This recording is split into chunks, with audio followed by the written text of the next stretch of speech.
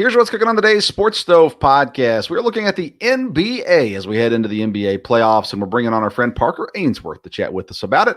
That, and we'll get into some fun conversations NBA-wise as well. That's what's cooking on today's Sports Stove podcast. From Belly Up Sports and the Belly Up Podcast Network, you're listening to the Sports Stove podcast with your host, Vince Stover. Hey, good looking, what you got cooking? How's about cooking something up to me?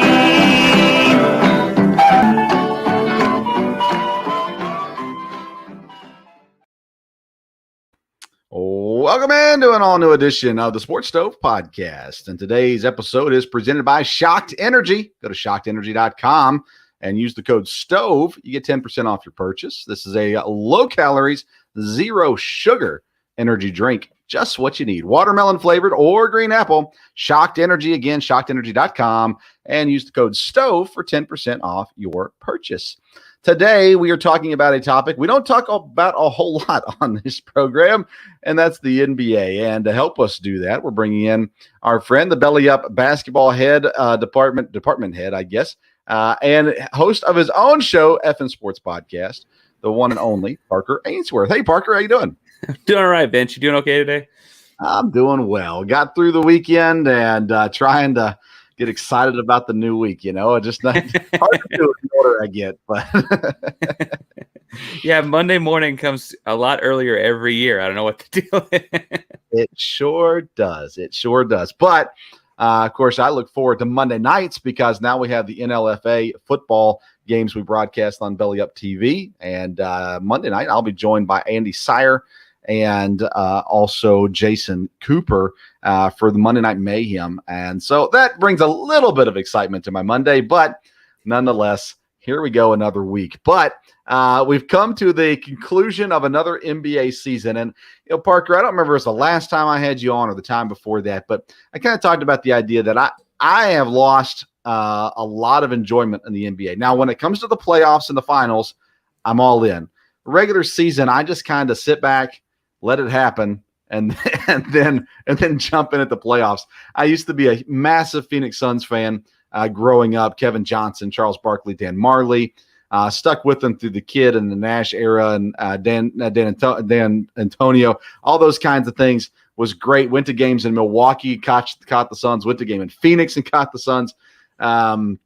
Then I don't know, as an adult, I kind of transitioned. I moved to Indiana for a few years, so I was like, well, I got to cheer for something in Indiana. So I started cheering for the Pacers a little bit. That was in the Paul George, the height of Roy Hibbert days, those kinds of things. And now I live in Lexington, Kentucky, and it's all about college basketball and professional basketball. It's just kind of cheering on the Kentucky kids versus really doing much else. But you still follow the NBA, and you follow, and you're not that much younger than me. You are younger than me, but not that much younger than me. What is it about the NBA that still holds you there watching NBA games? Oh, I've just always been in a weird marvel of like just the pure athleticism around it. Whether I was a kid, so you mentioned like in the 90s watching basketball, like I was born at the time when like Michael Jordan was the thing, right? But I guess like I was probably too young to appreciate it. The first guy I remember being like, oh my God, about was like Vince Carter flying through the air, right? Like, and so we still have guys play through the air. The jump shot's from a little different spot, and I still get caught up in like, oh my God, about athleticism. You mentioned your Kentucky guy. I think the athlete that makes me do that the most these days consistently is Bam Adebayo. I'm always like, how is a guy that big doing those things? And so, you know, I find myself appreciating that. And then as I've gotten older, like I coach basketball, I'm a teacher and coach. And so like, there's part of me that gets into what are you doing here? What are you doing there? And those kind of things. Sometimes college basketball is better for that too, but you know, it's just been a lifelong thing. Yeah, that's a great point because I'm stepping into a varsity head coaching position this next season. And I've been kind of watching some different things and trying to figure out, hey guys, if you're going to watch somebody, here's a good person to watch, right? And the NBA has changed and whatnot, but there's still a lot we can take from it. And I've had to pay a little bit more attention because of that, because the guys I'm going to be coaching, these are the guys they're watching. And so it's like, okay, well, here, if you can take something good from this, Kyrie Irving, for instance, I'm not a huge Kyrie guy. But I mean, I respect his talent among all else. I mean, he's a phenomenal basketball player when he plays, and when he's out there. And granted, none of the kids on my team can do what Kyrie does, but I look say him and Nash. If you go back and watch how they control the game, how they don't get stuck, they kind of dribble through things and they keep the ball alive and keep things going. Those are kind of the two guys that I focused on for my ball handlers. But that being said, it's hard for me. And I think part of it, though, is another thing you brought up, Kentucky guys. They have not won championships in Kentucky, and they go on to the pros, and they have these great careers, and I'm sitting there going, why didn't Calipari do anything more with them in their time in Kentucky? So I'm just a bitter basketball fan. Ultimately is what it comes down to. I'm bitter about so many things. For sure. I will say that the Kentucky guys, not to be pessimistic, they spend about 18 months in Kentucky. They're just not a big window, I guess, to win a lot of titles in those 12 to 18 months. But no, it's a fun game. You mentioned like Kyrie to Steve Nash. If you tell a modern high school kid to play like Steve Nash, they're gonna be like, huh? Like you got to have a Kyrie Irving or a Chris Paul or a guy to throw out there that is a little bit more just plays now, because they don't know guys that retired in 2010 or 2012 or whatever. True. There's this is off the beat a little bit, but the guy that I saw live that I thought was the most impressive basketball player I've ever seen doing things on the floor was Jason Kidd. And that's back when he was in Phoenix. And the athleticism that he had, you don't think of athleticism totally when you think of Jason Kidd, but he was back then, he was so fast. He was making baskets in the weirdest spots, just so aggressive and everything like that. And of course, now he's back to head coaching again.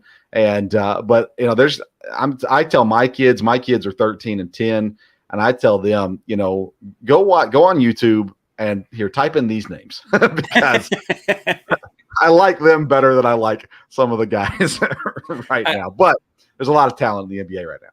You mentioned kid coaching, and we do need to get to talking about playoffs and into seasons and so on. But the kid coaching, I was like, that's a weird fit in Dallas. I guess, he played on that 2011 championship team, and he played on Dallas actually for one stint before all of that.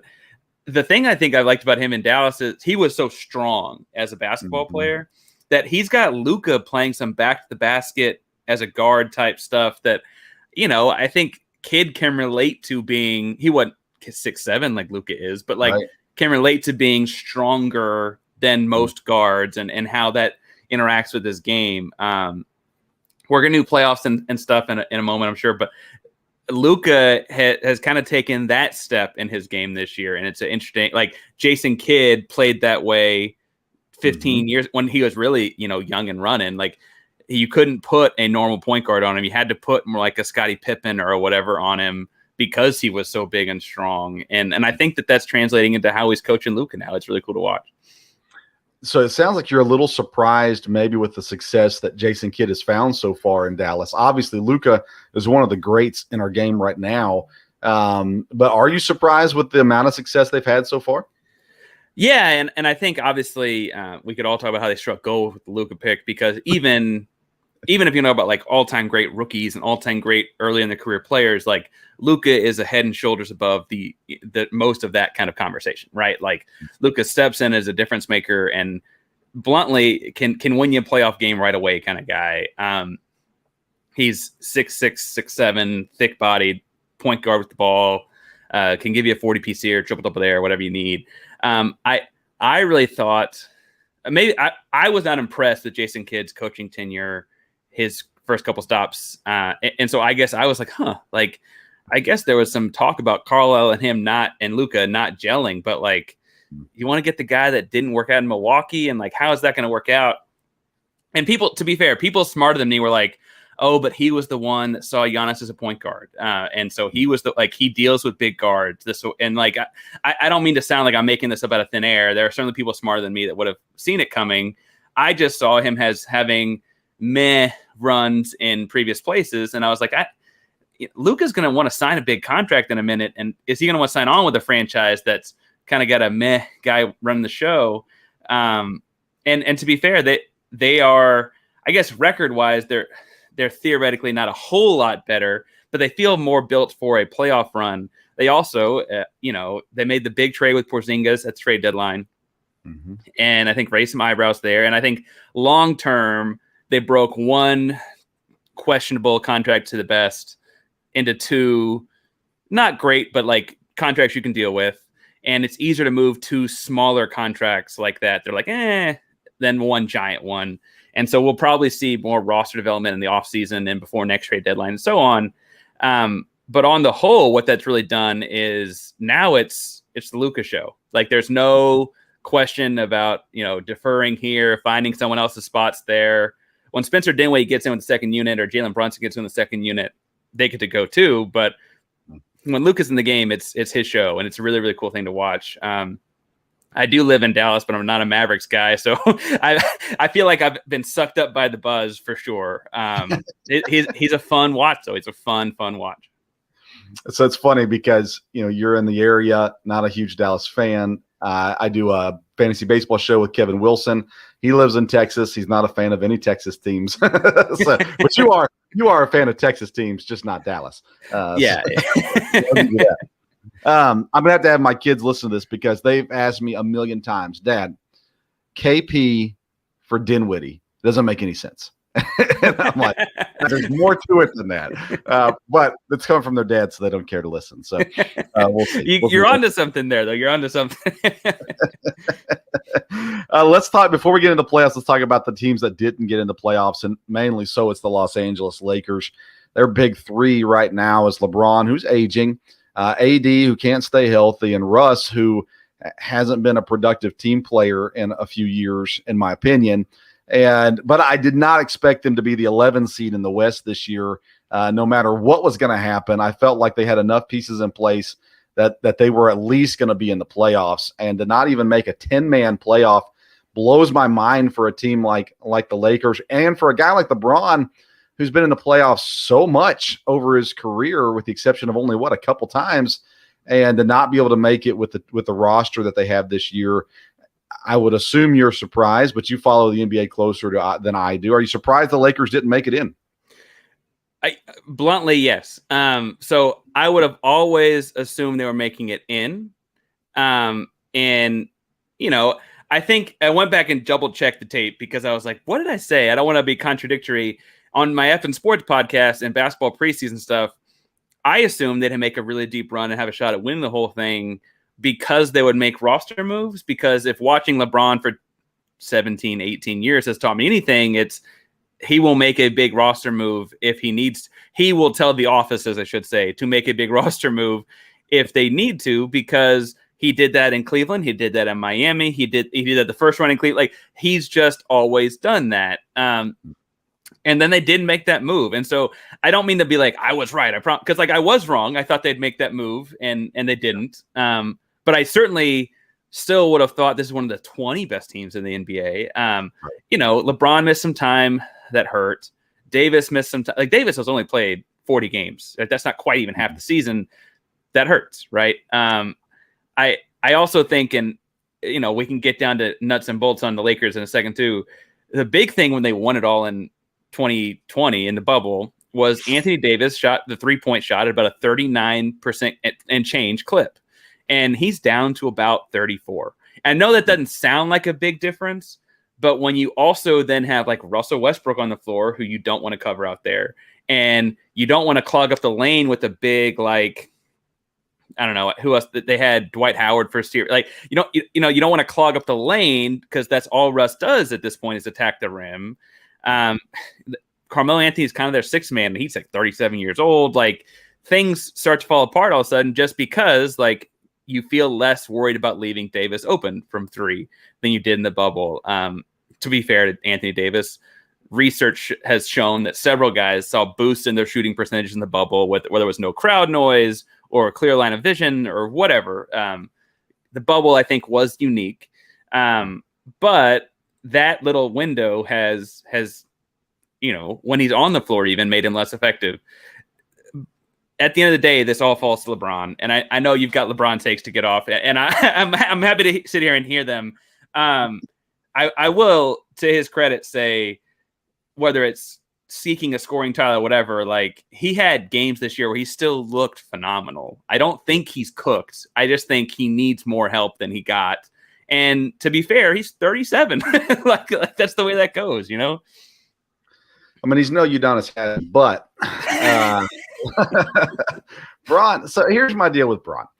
First of all, I greatly respect his talent. I in all the knocking I've done of LeBron, it doesn't change the fact he's a great basketball player, one of the greatest to ever play the game. I don't think he's the greatest of all time. I think there are stats that you could pull out that would say, well, clearly he is, but I don't think he is. And I grew up in the Jordan, the apex. I mean, it was Jordan everything. One of my arguments is, I haven't had a chance to spout this off to anybody yet, so here you go. One of my arguments is you cannot be the greatest of all time if you were given a God-given size advantage. So LeBron, Shaq, even Kareem, they have an advantage unfair in the sense that not everybody can control their size. It's not their fault that they're big, obviously. So there is that. And they do things with their size that other guys their size have not done. So again, top 5, I'm all for it. But number 1 overall, I think, is a guy with generally average size in Michael Jordan, who did a lot with his game, perfected his game. And competitive-wise, I don't think there's any question that Jordan is more competitive than LeBron. But both of them phenomenal basketball players and far better than me. I like to put Kobe above LeBron. Some of that's just to egg at the LeBron people. But again, I think Kobe's competitive, his mindset was better than LeBron's. But LeBron knew how to handle what he had, right? I mean, he knew he didn't have to be Jordan in many cases to get to the finals and even sometimes to win the finals because of some of the players he had with him. But Jordan had Pippen, Rodman, others. Kerr and Paxson both played big roles in championships too. So they all had good people around him. My biggest knock on LeBron is his mindset in the sense that he's a bad GM, even though he won championships as a GM. He's a bad GM. He's ruined franchises. He's ruined the Cavs to some degree, but look at them now. Cleveland's in the playoffs. It took them a minute, but they did bounce back. Yeah. So that's kind of my knock on LeBron. Again, I think he's a great player. The question I have now is, I think it's a cool idea that he plays with his son. I think that's pretty awesome. But is his son good enough to be in the NBA? And by the time that happens, is LeBron going to be good enough to be in the NBA? Unless he ends up just going down and being a post player, which is kind of not around too much more in the NBA. So I don't know what the game change would be. So there would be some swallowing of ego if he wanted to go join a good team. I'm assuming we're talking a couple years from now, right? Because Bronny is wrapping up his junior year of high school. He'll be a senior next year. And then theoretically, he'd have to do a year at college or the Ignite or something, unless they really bent the rules to help out LeBron. So we're talking a couple years from now, right? Yeah. At 39 going on 40, I'd imagine LeBron is taking a secondary role on whatever team he's on to get a chance to play with Bronny. And frankly, like, kudos to him for trying to do that. I think as of the other day, the rankings might have updated, but it looked like Bronny was ranked in the 43rd or in the top 50 in his high school class. And sometimes those guys do go pro really early. Sometimes they don't. That's kind of like, it's not the clear cut Cade Cunningham was, number 1 overall. It's not, or whatever. Right. And so I'm like you, there'll be some team that drafts him as a G League kind of guy to then become, we can have LeBron on the team. To be fair, like, Utah just did this with Zaire Wade, Dwayne Wade's son. Like, this is not unheard of. It's just unique that he would also be able to play. I want to throw one thing out there, though. When you say LeBron is not a great GM, okay, outside of drafting LaMelo, like, what has Charlotte done? That's true. That's true. But the difference is Jordan did it after his playing days versus LeBron doing it in his playing days. So Jordan's ruined 2 franchises in Washington and Charlotte, but he's done it on his expense. Whereas he financed the whole thing. That's very true. so LeBron, on the other hand, he says, hey, bring in my guys, go ahead and pay them, and then I'm going to leave, and then you're going to be stuck with Tristan Thompson and with Kevin Love, and it's going to strap you. And then listen, LeBron had a reason to have a grudge against the Cleveland Cavaliers, their owner. But at the same time, it's like, and again, what he did in Miami wasn't all him at all. That was Dwayne Wade. That was Pat Riley. I think everybody was in on that one. But then the stuff in Cleveland, going back, was it wise to not keep Andrew Wiggins? Sure. I mean, I think they could have been fine with Wiggins too. I think Wiggins would have been a better player had he had LeBron around him. But that being said, and then he goes to Los Angeles. They win in the bubble. Everything worked out smoothly there. But I still think that had they kept the guys that they had in Los Angeles, Julius Randle, Brandon Ingram, that group of guys, I think they could have been really, really solid for a number of years because LeBron does make the team better. But he didn't want to play. I don't know if it was the young guys or he had specific guys he wanted to play with. He made his moves and it set Los Angeles back a little bit. And at this point, they're not in the playoffs. I don't know how badly he wanted Russ. Obviously, he was okay with it. I would assume he wanted it, but there are other guys out there that could have helped the team far better than Russ, including guys that they let go, like Alex Caruso. Honestly, who would have thought Alex Caruso is better than Russ? But at this point, he is certainly more valuable in a different role. I think the other thing is the big Westbrook move was they elected, it appears, if you're reading between lines on Shams Charania and those guys, that they chose Russ over Buddy Hield, who feels like more complimentary in a weird way. The Anthony Davis trade, I think you bring up, is interesting because Randall and Ingram have both had at least one all-star caliber season since leaving the Lakers. And it's like, I wonder how that would have worked out. The difference, I think, is like you mentioned it, there just aren't LeBron's guys. Like LeBron has his guys, and it's the same way that you had, they had Caldwell Pope on the team for a while because he and LeBron are tight. Like, it's great to have a great friend. I don't know if that's necessarily, you mentioned being a bad GM, if that is the best long-term strategy. I feel like the gift and the curse of getting LeBron James is you will win a title. He's won a title for 3 franchises. Like if you get him on your team, you got a really good chance and will probably win at least one championship. But like you mentioned, when he leaves, the teams have fallen apart. I think the Miami thing would have gone differently had Chris Bosh and had that weird blood clotting issue and been able to play, because then you would have still had Bosh and Wade in a diluted would have worked out. It didn't, so it didn't work out, and they bottomed out. Wade actually leaves for a period of like 8 months and then comes back. Like it shook out funny. It certainly feels like the LA thing, who knows if LeBron were to leave this offseason, they'd be awful, right? Like theoretically he'd have to force his way out because he does still have time on his contract. But theoretically they would be very bad next year without him, because he was scoring, I think he averaged over 30 a game this year, right? 30.3 per Basketball Reference, I guess. And they didn't win a lot of games with him getting 30. So I don't know how you'd replace that to be any good next year. They've given away all first-round draft picks basically until like 2027 to form this roster. So I don't know. They, like we said, they can't even draft Bronny. So like I don't know how they get better in the draft. As a Houston Rockets fan, we asked them if they wanted to trade Russell Westbrook back for John Wall because we weren't playing Wall. We might as well not play Westbrook, and they didn't want to do that. I don't know. I don't know what they're going to do. And the other thing is, too, coaches. I mean, Bron's went through the coaches. With the exception of Spoelstra, you can't survive coaching LeBron. And sounds like Vogel's getting canned here pretty soon. And I don't know. I mean, they're saying Doc Rivers might be interested, but why would you want to go coach, especially at the current state of LeBron? Why would you want to go coach there if you're an experienced coach and you can get offers elsewhere? If you're a first-time coach, by all means. But is it enticing still to go coach LeBron James? Only reason I could see Doc Rivers. So the leak that came out today was that they're interested in A, moving on from Vogel, and B, in Doc Rivers and Quinn Snyder. And I could see both of those guys heading west if their current situation soured. So like the Philly thing, it feels like they got Daryl Morey, who apparently always wanted Joel Embiid, and they have James Harden, D'Antoni's on the market. Like it feels like, maybe they dump out Doc Rivers up there. So I could see him like, oh, I'll take a job in LA. You know, I don't have a job right now if he were to not be the coach in Philly.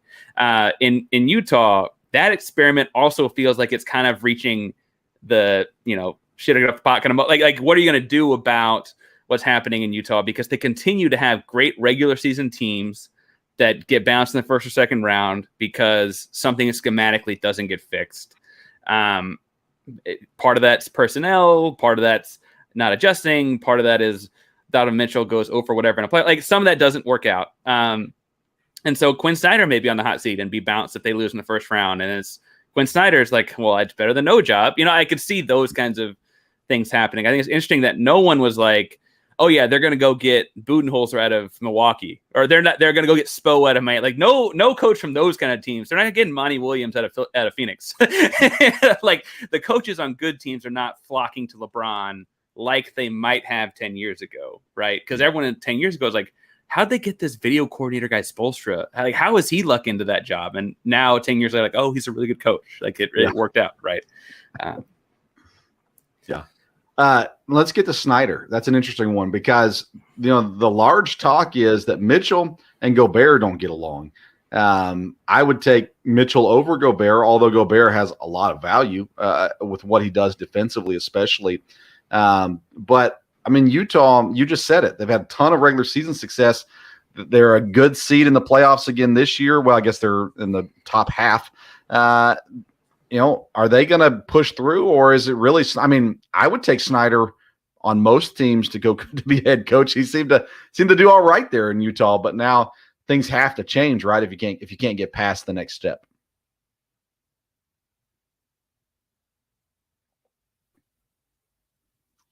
And we may have lost Parker. He's frozen. We'll give it just a second. He's working. Oh, it might be back. I got you back. Okay. You're muted. Hang on. You're on mute. Let's see here. Still working. Let's see if we can. There we go. Can you hear me? Yes. Okay. The last all right. Center in Utah, and then I got the spinning wheel of death, and I was like, uh-oh. The spinning wheel of death. Welcome to it. Utah, they don't get past here. You mentioned it. You know, something has to change. It's not working, but I would love Quinn Snyder to be the coach of any team that I've ever cheered for. I think he's a good coach. He hasn't had the playoff success, but he seems to be really smart, really sharp, and I would assume he'd get offers elsewhere if it doesn't end well in Utah this year. Well, and so you mentioned the roster they've got there.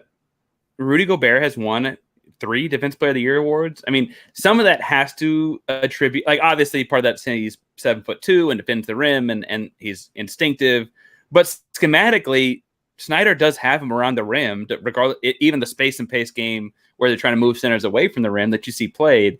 And so you have to think that some of that is also Coach Quinn Snyder. He came in right before they got Donovan Mitchell. And so he's kind of, if you're a developing team, I say that like a Rockets fan, right? If you're a developing team, I like Silas, so I don't want to throw him out, but you could see him build your guy the same way he built Donovan Mitchell. I see him getting another job fairly quickly.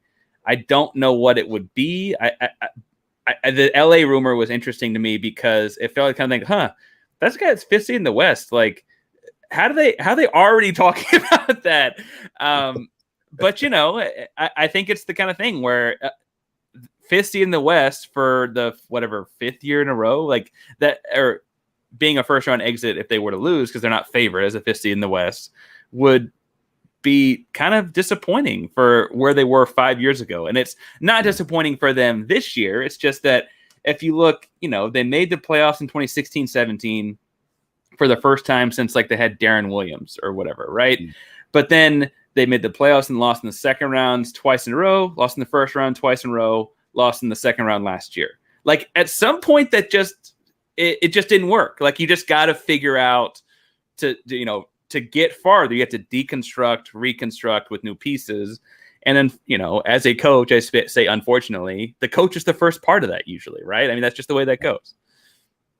Yeah, and you know, I go back to the Phoenix days with D'Antoni. I mean, you know, they just tried and tried and tried, and then finally they just broke it all down. And it was like all of a sudden Shaq came in, and it was like, whoa, that doesn't fit the system. It was a sad day in Phoenix. But let's get to the play-in games.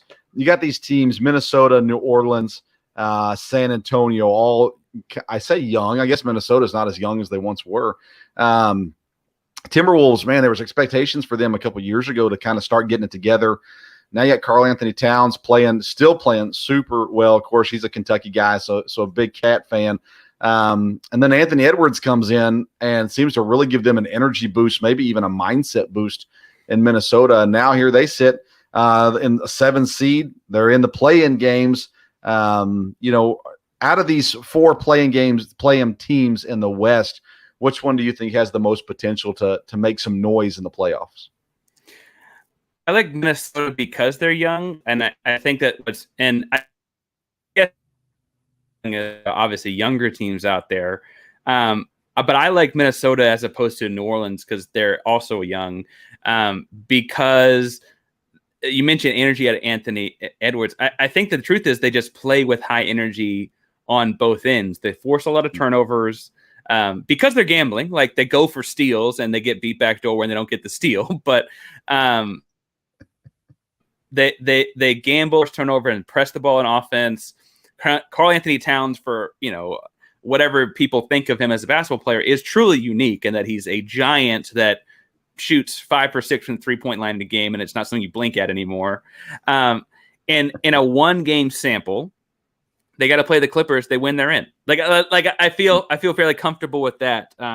We should credit Ty Lue for a roster that has 2 max contract guys that have not played much at all this season to be sitting at the 8 seed, which in a pre-play-in season is a playoff team. That is tremendous. You couldn't take the top 2 guys on any other team off and reasonably expect them to be a playoff team. Obviously, Memphis actually has done okay without Ja, but the expectation to make the playoffs, I think, is unreal. And I think I'd pick Minnesota there. Pop and the Spurs feels like an easy pick as far as winning. Can Pop win 2 games in a week to get into the playoffs? Maybe it shows my age, and I am 31 and not 21 anymore. But I have a hard time picking against Pop. So I weirdly would pick them to play their way into and play on up. Not that DeJounte Murray is the all-star that Brandon Ingram is or whatever, but I do like their odds there. Pop is Pop, and New Orleans doesn't have that advantage, I guess, as far as the other side of that goes.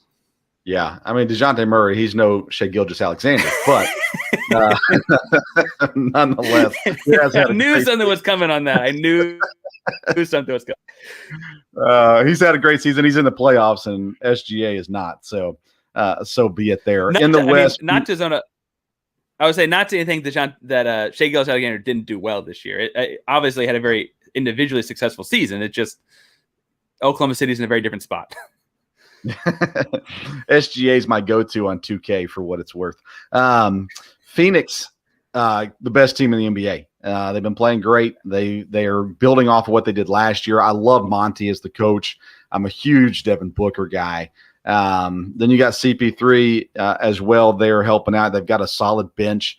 They're deep and everything with it. Last year, they made it to the finals.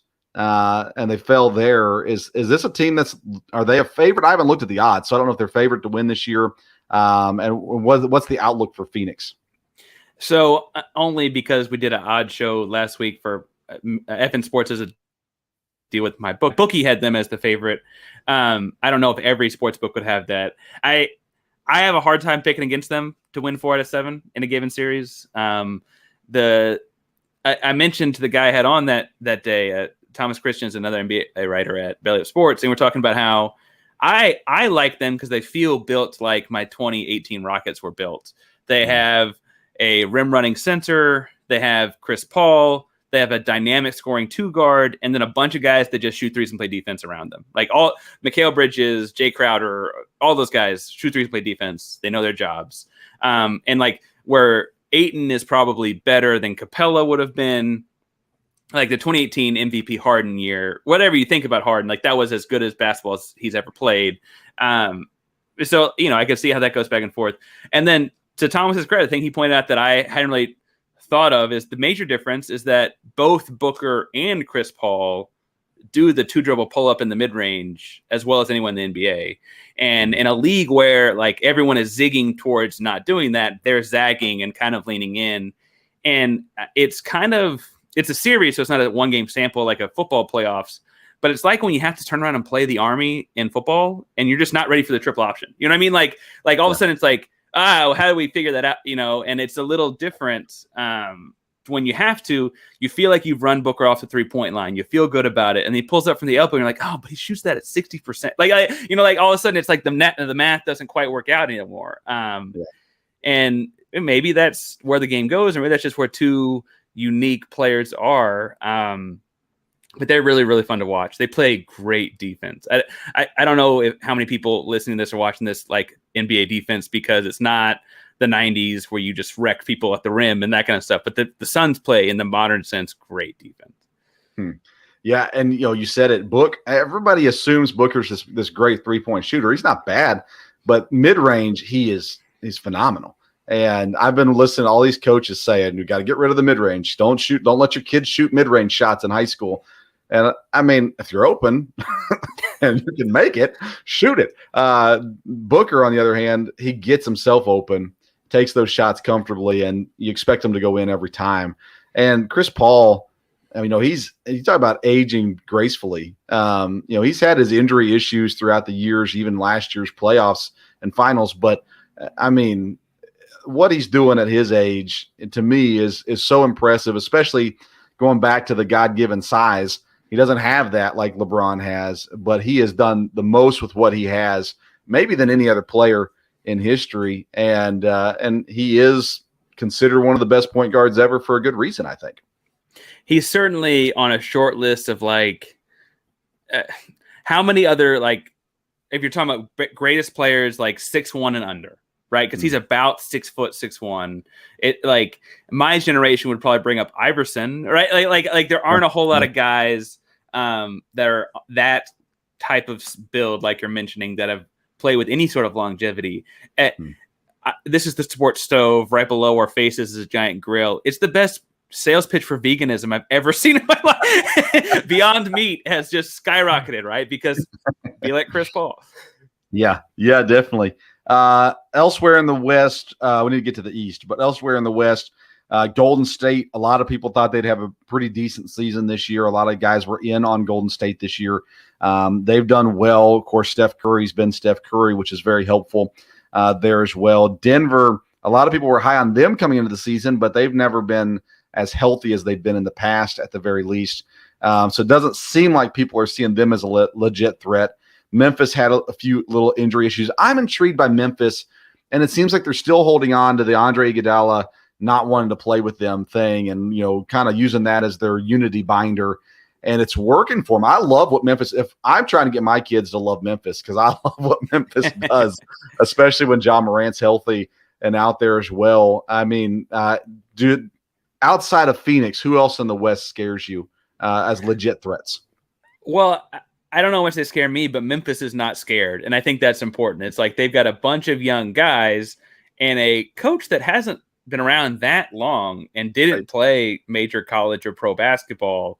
And they're really like, no, we'll beat anyone that lines up. And, I think we saw Phoenix beat them pretty good once or twice throughout the season in a 7-game series. Right now, that series, I guess, would be in the Western Conference Finals. So you've played between 10 and 14 games before then. You mentioned Chris Paul could have the hand injury come back, or a hammy, or knock on wood. I don't want to see it, but if you're playing them later, you're hoping that you see him at least a little tired. So Memphis intrigues me. We mentioned in pre-production, I guess earlier we're talking about Luka Doncic and them too. I think Luka's going to have a star run, and I don't know if it'll be this year. But I could see if Luka can win you a game or two in the playoffs, and then you just got to win 2 out of 4. So do they win those 2 out of 4? I say that in jinx them, and now to lose to Utah or Denver or whatever. But I think he's that kind of a player. The shame you mentioned Denver. You're a Kentucky guy. Jamal Murray not getting to come back at all this year stunk. That Jokic has had and is playing tremendous basketball, incredible individual basketball, and having that sidekick like Jamal Murray, even if they had to play as a 6 seed because it didn't play in the regular season, would be a big, big boost. And it doesn't really look like he's going to get back, which sucks. Like that, it was a really good year for Jokic, but he's not that kind of a one-man show. Like no one is, not anymore. Denver's a team that over the last 3-4 years have been so good and just come up just short a couple of times, either bad matchups or injury bug or whatever it was. And I fear that Jokic especially is not gonna get all the long-term attention that he should get, because ultimately I think the team is going to kind of start to go the wrong direction. But maybe Murray comes back next season and is as good as he was and better, and maybe they take another run at it. Let's get to the East. I'm keeping you a long time. I apologize. Okay. In the East, play-in game, you got Brooklyn, Cleveland, Atlanta, Charlotte, which is crazy. Charlotte, there's already the talks again about going after Russ Westbrook in the offseason.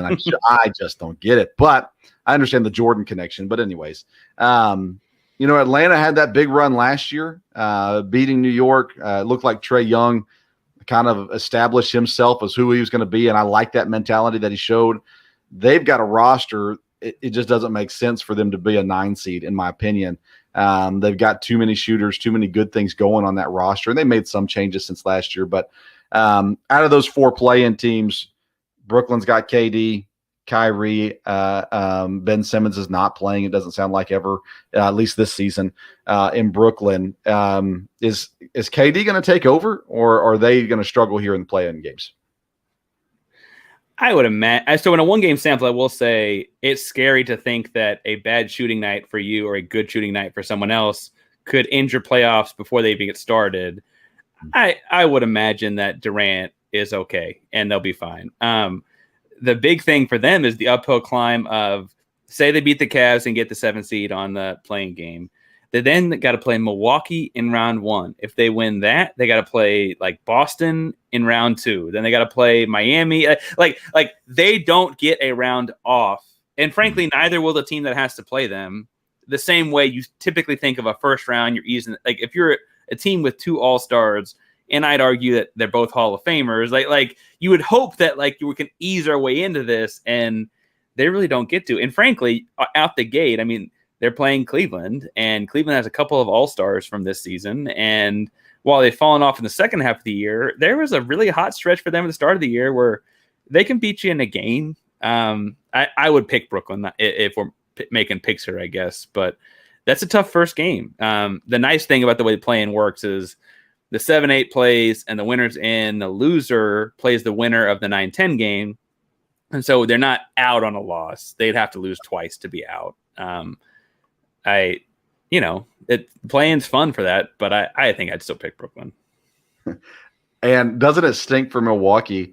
You come through the year, you get the 2 seed, and first round, you're looking at Kevin Durant, Kyrie Irving. I mean, you're probably writing the governor right now and saying, hey, we need a new mask mandate. We need a new mandate, immediately put in Milwaukee and let's get this taken care of. But I mean, that's got to stink. And they're a good team. Milwaukee's a good team, obviously. And I think they can beat Brooklyn. But that being said, that's not an easy matchup after you finish the season as the 2 seed. No. And both teams look a little different than they did in the playoffs last year. But you got to remember, Brooklyn, if KD wears a size 12, they win that game, right? And Milwaukee won the whole thing, and that's how good Brooklyn was a year ago. So as Brooklyn's getting their sea legs under them, we'll see how it goes. There was some reports today about there's a chance Ben Simmons is back by some point in the playoffs if they play long enough, and it still seems kind of murky as to when that could be. I don't know how integrating a player into your team, even if he's a really good player like Ben Simmons, will work. But they are really hoping that he solves all the defensive issues. Because right now, I'm like yourself, I would pick Milwaukee just because I don't know how they keep Giannis from getting to the rim. And if he does get to the rim, I don't know how they keep him from kicking it out to Connaughton, Middleton, Drew. Like he can hit all those guys for shooters. I I would imagine Milwaukee wins just a really tough first round matchup. And Ben Simmons, I don't know how he'd help, but I hadn't seen it yet. Right. Toronto had a big step up this year, coming back after not a great year last year. Philadelphia, they're the interesting team, right? Joel Embiid's the scoring champ this year. Of course, LeBron sat out the last couple of games, and then I think Giannis sat out the last game, which ultimately gave it to Embiid. Again, I'm not a Harden fan. I'm not an Embiid fan. But I'm a huge Tyrese Maxey fan. So let's go Tyrese. Go Blue. Go Philadelphia. Yeah, Philadelphia, though, they're legit. I mean, they're going to be a threat. They're well coached. They got top-end talent on the team. I still don't think that Harden is a championship player. Not that he doesn't have the talent. He for sure has the talent. But I just haven't seen enough out of him. Can he be the guy that leads a team to the championship? He's been close. Again, I'm not trying to knock his ability. I just don't see it. And I'm kind of that way with Embiid too, although my respect for Embiid is growing by each year. Philadelphia, they'd have to beat out some pretty solid teams too, and of course get through Miami more than likely, get through Milwaukee or Boston more than likely. Can they be a threat this year? So I like what Philly's doing. I think the interesting thing is when they were really successful, admittedly against some of the weaker teams in the East, but when this trade first happened, it was spamming the pick and roll with Embiid and Harden, and how do you cover it? How do you cover it? How do you cover it? As the years gone on, they've become more of a my turn, your turn isolation. They might start in a pick and roll to get the switch, and then they go my turn, your turn. And I just don't think that's the same recipe for success. I really think that the interesting threat they had was putting, with the ball in Harden's hands, how does Embiid perform as a 3-level roller? Like, so talk about a 3-level scorer, a 3-level roller. He can hit the three, he can hit the mid-range and drive, or he can hit the rim. And that does, frankly, lessen Joel Embiid's impact in a way that I don't think he was appreciating. It appears to be, because he started isolating more. I think the shame here is that this is not James Harden's 32 and putting a lot of wear and tear on his body in the last 6 or 7 years. And 3 years ago, I think this pairing is a whole different pairing. He's just not quite the same guy, and that he's not quite as quick as he used to be. Quickness is one of the first things you see leave. He was never the defender, right? And so it left that in as well. To win. So in the first round, they play Toronto, and Toronto's young and fun, but I would think Philadelphia wins that series. In the second round, they got to turn and play Miami, and play Miami and win against Miami. Maxey has to play well, and Maxey has to play well in a way that outshines Tyler Hero and those guys, because that's kind of the equivalent role, young, high scorer, volume shooter kind of guy. He has to outplay Tyler Hero in a way that Maxey does really well with the ball in his hands. He doesn't move without the ball like shooters do. He shoots the ball okay. And frankly, it's like, is Maxey able to outplay Tyler Hero? You also need Harden to outplay Jimmy Butler and Joel Embiid to outplay Bam, and something with Kyle Lowry. Like, Miami's a tough matchup, and that would be a second round matchup in the East, as chaos as that is. And I don't know if I see them getting past that, which is how we get to Doc Rivers getting fired, right? In some sort of a weird conspiracy theory, maybe that's the setup, is that they fire Doc Rivers because they don't get out of the second round, and then they go get some third star, because that's what the NBA is these days, and rebuild from there. But you got to think, when you have an MVP candidate in Embiid, and you add a former MVP in Harden, you do have higher hopes in the second round, and the East is just so good. I don't know if they get out of it. Yeah. Let's get to Miami, and then we'll wrap it up. Miami is the 1 seed. Tyler Hero is an absolute stud. Bam Adebayo is an absolute stud. Butler seems to have found his niche in Miami, similar to his early days in Chicago, I would say. But he kind of went through a stage there where he was trying to find the right role, the right team, all that kind of stuff. He seems like he's found it right now in Miami. And I mean, the talent level, again, good deep roster, well coached. They've been there, done that. Not that long ago in the bubble, they were in the championship game when they weren't supposed to be. Now they're supposed to be there. Can they live up to that expectation? So I have a hard time if I were a gambling man, I would have a hard time putting them past Milwaukee right now. But and this is where matchups come down to play. If they got into a situation where they were not playing Milwaukee, I think they match up with Boston, Philly, Toronto, Chicago, Brooklyn. Like I think they match up with the rest of the teams pretty well. It's when they play Milwaukee and you see a lot of Bam on Giannis. Giannis's whole thing to me has always been, it's not about the guy you have on him. It's about who's got like the wall behind him, right? Like who's at the rim. And if Giannis goes by Bam, they don't have a lot of size back there, right? Like Duncan Robinson is like a 6'8", but not a big. Jimmy Butler plays bigger than he is. Kyle Lowry plays bigger than he is, but they're not very big. I worry about that in a lot of ways. And then if you slide over with Lowry to take a charge, again, we're back to kickouts. We're back to secondary. Like I worry about that happening on that. I just think that's a bad matchup. Whereas if they didn't have to play Milwaukee, if Brooklyn beats Milwaukee in the second round or something that we talked about, then all of a sudden I was like, oh, I could see Miami getting out of this. That's unfortunate. But we saw a little bit different rosters, right? A year ago, but in the first round, we saw Milwaukee take care of them in 5 games. I don't think I'm crazy for thinking that has that sets some precedent for how things go this year. I like Miami a lot. I mentioned to you a second ago, Bam Adebayo is my most fun watches in the NBA these days. Jimmy Butler, when you talk about competitive drive, that Kobe stuff, like Jimmy Butler's got some of that in him. Not Kobe, but like he's got some of it in him. Kyle Lowry's a chubby point guard. As a chubby guy myself, I kind of like chubby point guards. Just those kinds of things. They're just I don't see him going past Milwaukee. It's a tough matchup. My dream scenario is Miami and Phoenix. Lots of Big Blue Nation represented there. Yeah. But again, not watching much of the regular season. My kids have watched more than I have, so I listen to them a little bit. If you had to say right now, your East versus West winners, who would those be? I'd have Milwaukee and Phoenix part 2. Okay. And frankly, I'd probably pick Milwaukee, although it's way more fun if Phoenix wins because then it's like then next year's part 3. Like it's way more fun if that happens. What I love, so again, if I were a gambling man, I'd pick Milwaukee and Phoenix and probably pick Milwaukee.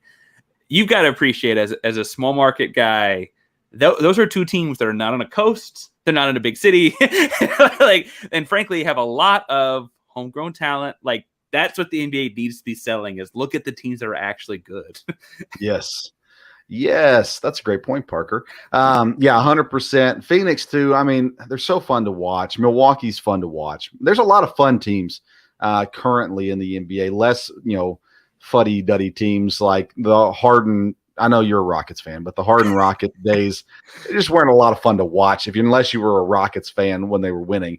But Phoenix is a great place. They've been so close so many times, and to get over the edge for the first time in a long time would be great for them. The heartache of all the Nash era playoff losses.